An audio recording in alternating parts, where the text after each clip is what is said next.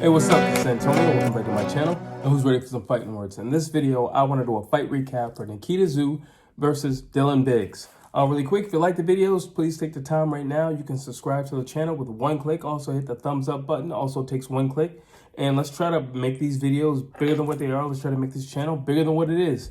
And without further ado, let me jump into this. I want to start off saying Dylan Biggs is a big dude for that weight class. He's a big dude. He started off strong. He really started off strong. I knew he was going to impose his will going into the fight, but I didn't think he was going to start off the way he started off. He started off very strong. Imposed his will and back Nikita Tszyu back. And I was surprised that Nikita didn't circle around. But again, I do know that Nikita Tszyu is a very slow starter. He has to warm up.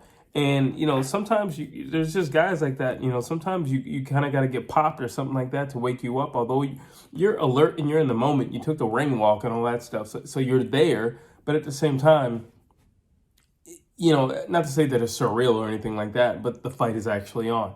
And I think Nikita Tszyu is one of those types of people. Dylan Biggs drops Nikita Tszyu first round. And like I said, he started off strong, pushed him right back. Did everything he wanted to do. So here's the thing about Dylan Biggs. Like I said before, he's a game plan type of guy. And he was following the game plan excellently. And that's the reason why he got that knockdown. Let's see. Tszyu, like I said, he starts off slow. So you can't take too much from that. I mean, you can take something from it. Clearly, Dylan Biggs did what he was supposed to do and what he had trained to do. But at the same time, I am conscious that Nikita Tszyu is a slow starter. I'm going to say it now. Nikita Tszyu is special. I'm going to say it now, and I want everybody to know, and I'm saying this now, I was one of the first Americans to really take notice of Tyson Fury. Way back 2017, 2018 rolls in, I said, if he and Deontay Wilder fights, he's going to win. But not only that, everybody was like, no, what are you talking about? Deontay Wilder hits really hard. He doesn't hit that hard. He's going to go to sleep. I'm like, no, this guy's going to get up. I'm telling you now, Nikita Tszyu is special. How special? There's still a question mark because he's very young and he's very young in his career. But why is he special? He's extremely composed. He conducts himself like a guy who's been in the ring, he's got like 40 fights or something like that under his belt. He's a very, very composed fighter. You only see composure like that with like the greats, like a Floyd Mayweather, like a Sugar Ray Leonard, a Marvin Hagler, like Roberto Duran. I'm talking, he's just a very composed guy. Although he just got knocked down, he didn't get up and he's not breathing heavy or anything of that nature. He's just very, very, very composed. He knew where he was. He understood his footing and his legging and everything like that. His eyes weren't glossy. He also recovers very quickly. But it was his overall composure. There was no look in his eye like, okay, I'm going to fight. There was nothing along those lines. He knew exactly what was going on, and he knew, all right, moving forward, tactically, I can't do what I came in to do in terms of my game plan. I have to do something else because number one, he's a big dude. And number two, he's going to also use his size and his punches. The right hand of Biggs was money, at least for a good two rounds. 2-3 rounds, it was money. I mean, from round one to round three, money. I mean, he couldn't miss with it, but credit to Nikita Tszyu. I mean, he was taking it like a champ. He would, he got rocked and he got put down the first time, but after that, he took it like a champ. He did get busted up. He got pegged a few times. And, this is nothing out of the ordinary. I said that Nikita Tszyu gets hit, again, but it was the pacing of the fight. He's a big dude. He understands that he's a big dude. He hits hard, and he's physically imposing. That's going to be a handful for anybody. I don't care who it is.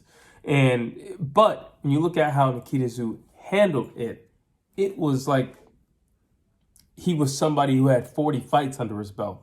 Very composed, very aware, very alert. Everything that I said in the fight breakdown for him. Let's see. One of the things that I loved about Nikita Tszyu was, like I just said, he actually changed his game plan, getting up from that knockdown. You can clearly see that initially what he does once he gets his footing back That is not what he initially came out to do. And one of the things that I love, and this is the reason why I'm overstating that he conducts himself with somebody who has vast knowledge and has a plethora of fights, is because it was the posting. It was the posting. He knew, all right, this guy's big and he's a strong guy and he's just going to keep rushing it into me. So what I need to do is create some space. And that's exactly what he does. He posts up and he creates the space. Then he realizes, all right, going upstairs, not now. I need to invest in the body. I got to slow this guy down. I also got to make him respect me. So he starts going to the body, straight punches to the body. That slowed Biggs down, but it got his respect. Biggs going toe-to-toe, mano-a-mano, just slugging. Nikita wasn't going to get initial respect, but going to the body and just changing everything up got his respect. What he would do was he would post up top, he would shoot to the body, or he'd post up top and then shoot to the body with the lead hand. And that slowed Biggs down, but it also created this space that Nikita Tszyu needed to operate. Again, I said he's a creative guy. Creative people need space to operate. Why? Because you need space to think. If you got somebody trying to take your head off, it's very difficult to think in that moment. You need space to think. And that's what he did. He created that opening, and then he was allowed to compose himself even more. And again, credit to Nikita Tszyu. He's not even breathing hard. He's not breathing hard. Through round 2, still not breathing hard. I said this fight was going to be high-paced and aggressive, and it was. This fight did not disappoint. I didn't think this fight was going to disappoint. I know the way both guys fight. I know what they both have in them, and I know where they're both willing to go mentally to win a fight. So I knew it wasn't going to be a boring fight. Like I said, Nikita changed his strategy, and it worked for him. That's something that a Dylan Biggs can't do. He can't change midway through. This is the reason why I say Nikita is special. It's not just a composure, although that's something. It's not just a posting, although that was smart and it's something. It was also the fact that you can change direction mid-fight. Only the greats can do that. I don't care who you are. Only the greats can do that. No regular, average fighter can do that. I said it before and I'll say it again, and I know a lot of people got, a little annoyed with me last time for saying it, but I think he's going to be the more accomplished of the two Tszyu brothers. That's what I think. I think when it's all said and done, I think Tim is going to leave a path of destruction behind him, but I think Nikita is going to have a real legacy. That's what I think. Just because I know what he can do in the moment. Tim Tszyu gets back up and he just steps on the gas and it's like, oh yeah, no, I'm back together again. Seek, kill, destroy. Nikita's like, oh, I'm back up again. All right, I'm not doing that again. All right, I got to compute something else. That's what he does. That's what he does. Only the greats do that. Only the greats do that. Tim starts off with jabs. First round. Realize Dylan is bigger and stronger. Changes the route. Goes to the body. Starts posting up. Dylan, let's see. Nikita controlled Biggs.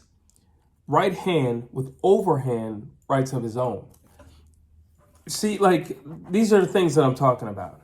It's like, all right, I can't do my original game plan, so I got to change that. I also have to create space, so that's what I'm going to do my posting for, and I'm going to go to the body. Then I got to do something about these right hands because they keep hitting me flush. All right, so what I'm going to do is I'm going to take my lead hand, and I'm going to go over the top. That's going to nullify his right hand, and it did. It did. It did. Because Biggs wasn't just running in anymore with that right hand anymore. He realized, no, I might hit him, but I'm going to get hit with something too because he's faster than me. So that nullified that. Nikita Tszyu is a very smart fighter. And I don't think, he's not going to get the credit right now for his level of intelligence in the ring. But very, very, very smart. Let's see. By round 4, Nikita has Dylan Biggs stationary. Like I said in my fight breakdown, Dylan Biggs is the guy who can get complacent. You got to understand, he already got a knockdown, and he's in this firefight. And that's the thing about him. He loses focus. He came in boxing, then he morph and transform himself into a fighter. Now he's just brawling in the middle of the ring. But because of all the things that Nikita did to adjust to all that Biggs was bringing at him, he actually gets slowed down. Now he's the stationary target. And now things are turning around as Nikita Tszyu is now the one on the hunt. And Dylan Biggs is, like I said in my fight breakdown, he becomes complacent. Now he's just there. He doesn't know how to get out of this brawling space. He doesn't know how to get out of it. So he's just there. And I think it's the big man complex where it's like, well, I'm bigger than you. I'm not backing down. And, if that's the road you want to take, happy journey. Let's see. I will give it to Dylan Biggs. He adjusted a little bit as well, mainly with the uppercuts and those short shovel hooks to the body. They did some damage to Nikita Tszyu, and they backed him off. But again, here's the thing. You put Nikita Tszyu in a space that he didn't want to be in. Then he adapted to that space and said, all right, well, if I can't get you off of me, I'm more than content with staying here. Okay. And then it just turns into Dylan Biggs saying, well, I don't want to be in this space now. Like, I started this tornado and now we're both in it, but I don't even want to be in it anymore. And Nikita's like, no. You started this. We're here. This is what we're doing now. Forget boxing. We're here. Forget all that. Forget jabs. We're here. There was a whole lot of dirty boxing and clinching going on and just holding and punching. And, sometimes I don't, well, a lot of times I might get annoyed with something like that because, it's more or less a dirty fight.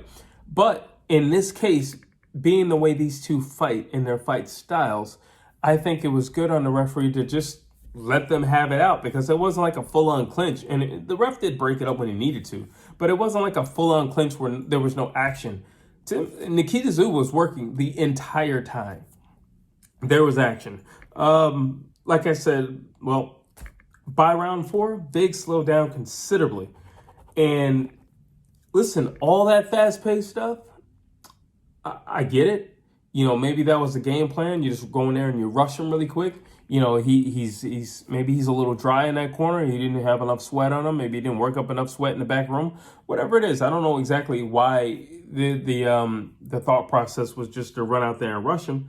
But that's nonetheless what happened. And as a result, Dylan Biggs finds himself getting tired. He threw a lot of punches. I got to credit Nikita Tszyu. He was so well conditioned. He wasn't breathing out of his mouth and he wasn't breathing heavily. Very well conditioned. His eyes were wide open the entire time. Very well conditioned. Listen, we have Nikita Tszyu. He weathered the storm of Biggs and ends up stepping on the gas.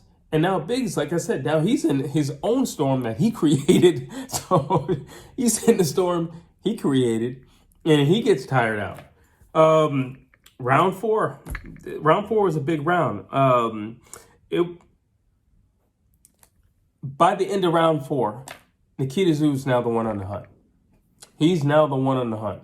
I do believe this could have been a drastically different fight had, Dylan Biggs said, you know what, I'm just going to box. I'm going to come in, a little bit more paced and a little bit more, conservative. I'm just going to box and we're going to see where this thing takes us. If he could have stayed composed within himself and didn't get so wild early, who knows where this thing would have taken. I still believe Nikita Tszyu would have won, but I think it would have lasted a lot longer. And I think because if the pace were slower, Dylan Biggs would have had a lot more in his reserves in those later rounds. That's what I think.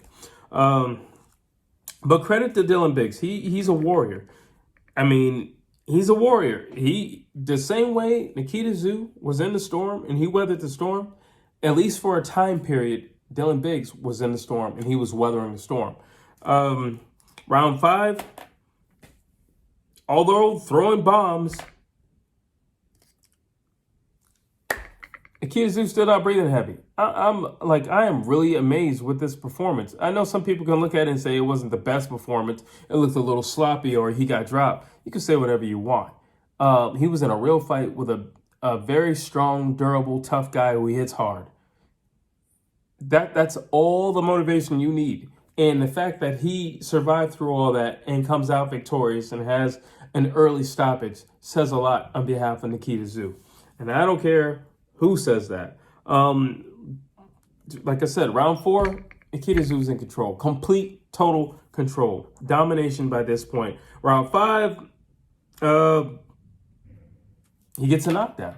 That's sweet. That's sweet. It was I want to say it was a liver shot. But yeah, like he crushed him and Dylan Biggs just collapsed. Like his legs just kind of went out. And you could see that wincing look in his face. Anybody who's ever been hit by a body shot, drop some comments down if you train and you've been hit by a body shot. Because I don't think a lot of people understand what type of pain an individual goes through when they get hit with that shot. Not just the pain of the initial blow, but I'm talking about the pain of standing back to your feet. Standing back to your feet is a journey within itself. It's soul searching within itself. Just standing back to your feet, especially knowing that pain is still there, especially knowing you don't have your legs, especially knowing you can't move the way you want to, especially knowing there's nothing really you can do. You're standing, but you're still in pain, but you know this guy's coming to take your head off. So listen, credit to Dylan Biggs. Credit to both these guys for giving us exactly what we expected to see, and they lived up to everything. There wasn't a whole lot of this, but they lived up to the hype because everybody knew what this was going to potentially be. And like I said, they lived up to it. Let's see. I'll just say it like this in closing. Everything that I said in my fight breakdown happened. I knew this was going to be this type of fight. I knew Nikita Tszyu was going to win. I knew it was going to be very dramatic. And sure enough, it was.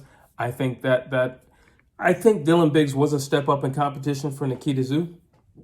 But I think it was also good for him because, like, Nikita Tszyu mentioned in the presser that, when he was dropped by Dylan Biggs in their sparring match, he had thought about it for like 2 years.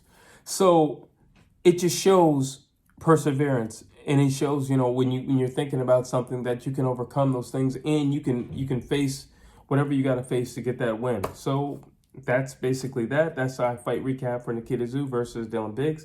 Drop your thoughts down below. And as always, please like, please share, please subscribe to this channel.